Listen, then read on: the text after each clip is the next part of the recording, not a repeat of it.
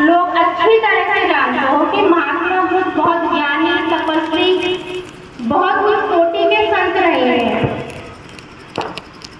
जब ये भी एक कहानी हमारे लिए, ये सत्य कहानी है, ये सब जिस भी संत से जो भी कहानी जुड़ी है सत्य है, हमारे जीवन पर ही आधारित है। अब इस कहानी के माध्यम से तुम स्वयं निर्णय लेना, निर्णायक तुम स्वयं हो कि किस बात का कैसे निर्णय लेना है। इस कहानी जो कि सत्य कहानी है, महात्मा बुद्ध के पास उस समय में, जिस राज्य में वो उस समय रह रहे थे, उधर भिक्षा मांग रहे थे, उस राज्य के राजा उनके पास आए और कहने लगे कि महात्मा बुद्ध, मैंने सुना है आप बहुत ज्ञानी हो, आपको बहुत परम ज्ञान है, तुम तपस्वी हो, बहुत अच्छे हो, आप बहुत बड़े महात्मा हो। क्या आप मेरे पिताजी के लिए जो कि मर चुके हैं, आप उनके लिए कुछ कर सकते हो? कुछ करने का अर्थ क्या कि जैसा हम कहते हैं कि भाई किसी अच्छे संत से या किसी अच्छे पंडित से हम अपनी जो भी क्रियाएं हैं 13वीं की उससे करवाएं, तो मतलब कि मेरे पिताजी की आत्मा को शांति मिल जाएगी। आप मेरे पिताजी के लिए उनके मरने के उपरांत ये सब आप वो मर चुके हैं और उनके लिए आपको उनकी आत्मा की शांति के लिए हवन पाठ पूजा करनी है।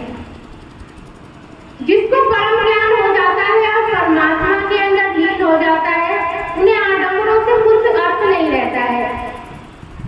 फिर भी राजा की आंखें खोलने के लिए उन्होंने कहा कि महाराज ठीक है, मैं आपके पिताजी के लिए जो कर सकता हूँ वो करूँगा। आप अपने राज्य में जो भी बुद्धिमान व्यक्ति हो, जो भी आपके राज्य में, आपकी सभा में जो भी बुद्धिमान आपके मंत्री या और राज्य में बड़े बड़े पंडित विद्वान हो, आप सभी को ना नदी के घाट पर बुलाना और एक मटके में तो कंकड़ पत्थर और एक मटके में घी, 2 मटके लेके आना। राजा ने कहा कोई हवन सामग्री, कुछ घी और कहते नहीं, सिर्फ घी लाना है तो एक मटके में, और कंकड़ पत्थर लाने हैं तो वो भी एक मटके में लेकर के आना और नदी के किनारे, और साथ में एक डंडा भी लेकर के आना। राजा ने सोचा भाई ये परम ज्ञानी है, इनकी हवन पाठ पूजा अलग तरीके से होगी, इन्होंने तो कोई खर्चा भी नहीं बताया, कंकड़ पत्थरों का कोई मोल नहीं है, और राजा के लिए छोटे से मटके में घी लाना कौन सी बड़ी बात है, और डंडे की तो कोई कीमत नहीं है, डंडे तो रास्ते में रहते ही है। चलो ठीक है, वो सभी अपनी सभा के अंदर जितने भी उसके राज्य में ज्ञानी, पंडित, होशियार व्यक्ति थे, वो सबको लेकर के आ गया और नदी के किनारे आकर के बैठ गए।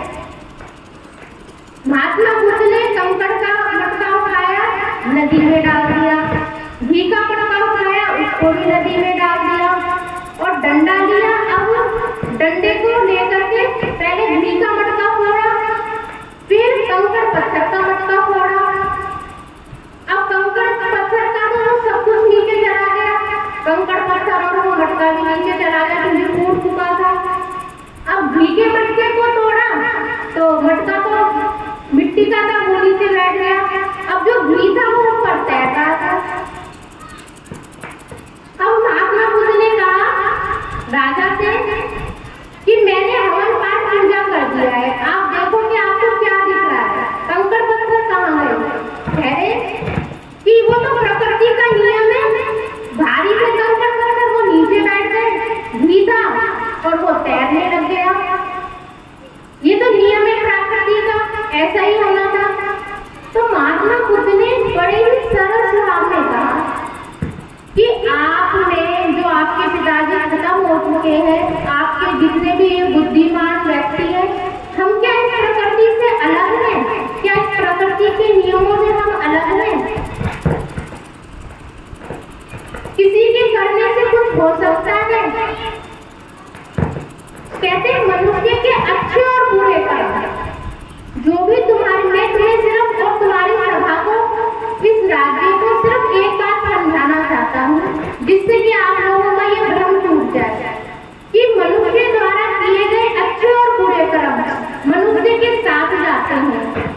किसी के करने से कुछ नहीं होता है।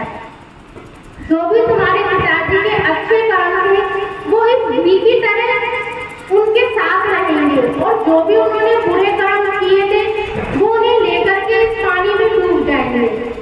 जब मनुष्य मरता है और उसकी यात्रा शुरू होती है, मरने के बाद की यात्रा, एक यात्रा तो हम जीवन में जन्म लेकर के और जब तक हम मरते नहीं है इस यात्रा को, जिसकी मनुष्य की जीवन यात्रा जितनी भी है, किसी की 50 साल, 20 साल, 100 साल, 90 साल, 80 साल, जितनी भी उस मनुष्य के जीवन है वो उसकी एक जीवन यात्रा है, और एक मरने के बाद की भी यात्रा है। वो भी हमारे कर्मों पे निर्भर है, आधारित है कि हम रोटी, महात्मा बुद्ध ने उनको बहुत तरीके से समझाया और बहुत ही सरल शब्दों में उन्होंने कहा, आप रोटी खाते हो तो मेरा पेट तो नहीं भरता है, जब मैं रोटी खा लेता हूँ तो आपका पेट भर जाता है? नहीं।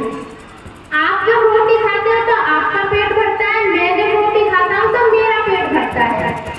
ना आप मेरे लिए कुछ कर सकते हो, ना मैं तुम्हारे लिए कर सकता हूँ। हाँ, कर सकते हैं, जब हम अभी जीवित हैं तुम मेरी सहायता कर सकते हो, मैं तुम्हारी सहायता कर सकता हूँ, मगर मरने के उपरांत कोई किसी के लिए कुछ नहीं कर सकता। मरने के उपरांत कोई किसी के लिए कुछ नहीं कर सकता, यह मरने की यात्रा है। इसीलिए मैं तुम्हारे पिताजी के लिए कितनी भी हवन, पाठ, पूजा, कितने भी यज्ञ कर लूं, हम हिंदू हैं तो हम हिंदू धर्म में ये कर लेंगे, मुस्लिम है तो मुस्लिम धर्म में कुछ और कर लेंगे।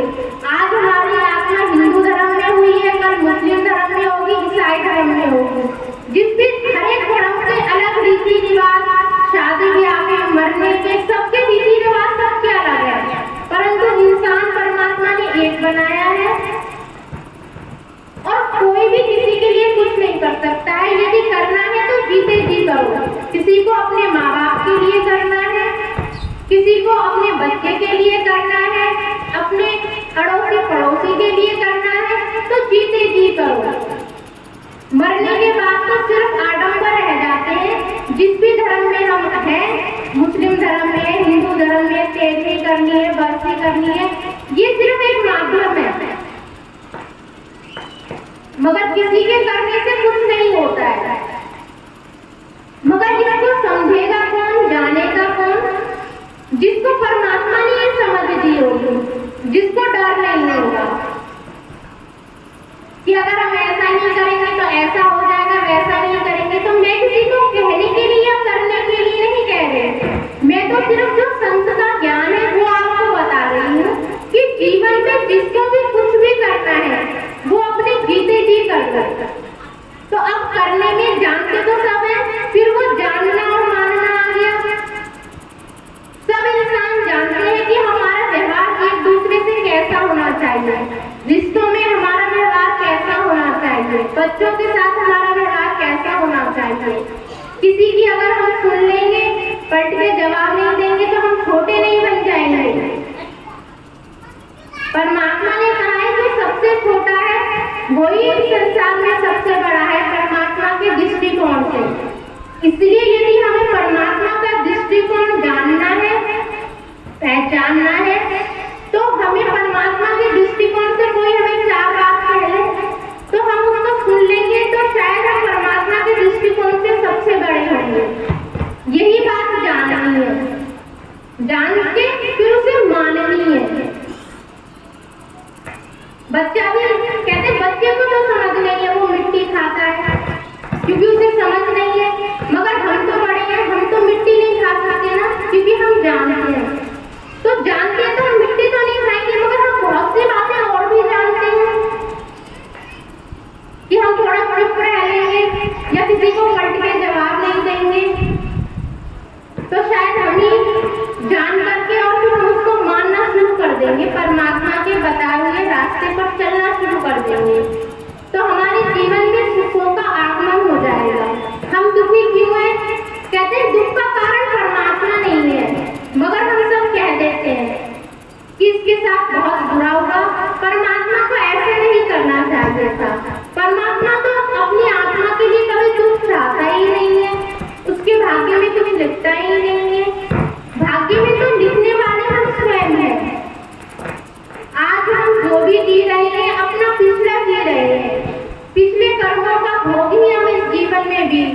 जी रहे हैं, जो भी हमारे जीवन में पिछला था, जो भी हमारे कर्म थे।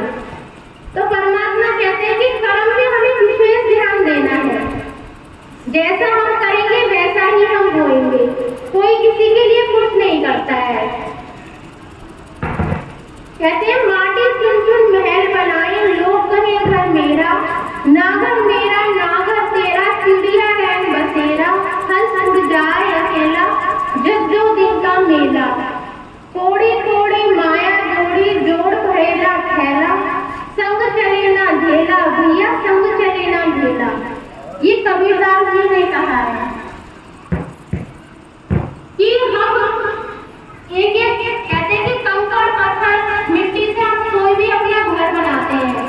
आज सास ससुर है, वो कहते हैं ये घर मैंने बनाया है अपने बच्चों के लिए, मगर वही घर उनके जीते जी वो बच्चे कहते हैं ये घर अब मेरा हो गया, ये हिस्सा मेरा हो गया, ये घर इतना हिस्सा मेरा हो गया।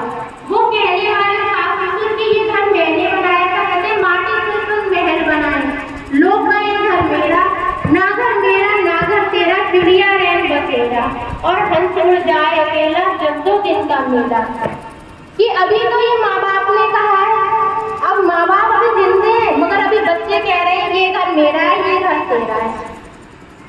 फिर उनके बच्चे हो गए हैं, अभी सास ससुर भी जिंदा है और बच्चे के भी बच्चे हो गए। बच्चों ने कहना शुरू कर दिया कि ये घर मेरा है और ये घर मेरा है। तो वास्तविकता क्या है? कोड़ी कोड़ी हर माँ बाप अपने बच्चे के लिए जैसी भी उसकी स्थिति है, चाहे झोपड़ी का बनाए, चाहे ईंट मिट्टी का बनाए, चाहे किसी भी तरह महल बनाए, सब अपने आप और औलाद के लिए सब करते हैं अपने बच्चों के लिए। मगर वास्तव में ना तो उन माँ बापों का है, ना उनके बच्चों का है, ना उनके बच्चों का है। ये तो उन चिड़ियाओं की तरह हम रैन बसेरा कर रहे हैं, सिर्फ और इस भ्रम में कि ये मेरा, ये मेरा। वास्तव में अगर ये मेरा है तो क्या कभी आपने देखा है कफन इंसान के ऊपर डालते हैं, सभी लोग मरे हैं, तुम्हारे आपकी रिश्तेदारियों में, आस पड़ोस में सबने कफन देखा होगा। किसी ने उस कफन को उखाड़ करके देखा है कि उसमें कोई जेब लगी है जिसमें कि वो कुछ लेकर के चल सके? उसमें कोई जेब है कि जिसमें वो अपने घर को या अपने साथ जो भी धन दौलत जोड़ी है उसको थोड़ा सा भरकर अपनी आगे की यात्रा में अपने साथ ले सके, अपने साथ लेकर चल सके? यदि उस कफन में जेब होती तो सभी उस दौड़ करके और मरने से पहले कह देते कि मुझे अपनी आगे की यात्रा में काम आई। तो अब हम जिस भी एज में हैं, चाहे हमारे अंदर कोई भी है, हम उस समझ को समझ लें कि एक दिन मृत्यु सभी की होनी है, सभी को मरना है। तो हम उस मृत्यु को समझें कि ये जीवन का सत्य है और हमारे साथ जो भी जाएगा, हमारे साथ हमारा वो भजन अभ्यास, दूसरों के साथ किया गया हमारा व्यवहार, ना तो हमारे बच्चे हमारे लिए कुछ कर सकेंगे। यदि करना है उन बच्चों को, जो भी बच्चे हैं, जिनके भी माता पिता हैं, जो भी बच्चे हैं, यदि करना है तो अपने जीते जी कर लेंगे, और मरने के बाद तो सिर्फ एक आडंबर रह जाता है। सेवा करनी है, अपने माँ बाप को खाना खिलाना है, कोई को खिलाना है, चिड़िया को खिलाना है, तेरे आदमी बिठाने हैं, उनको कपड़े और वस्त्र देने हैं। यदि वास्तव में कुछ करना है तो जीते जी कर लो, वस्त्र देने हैं,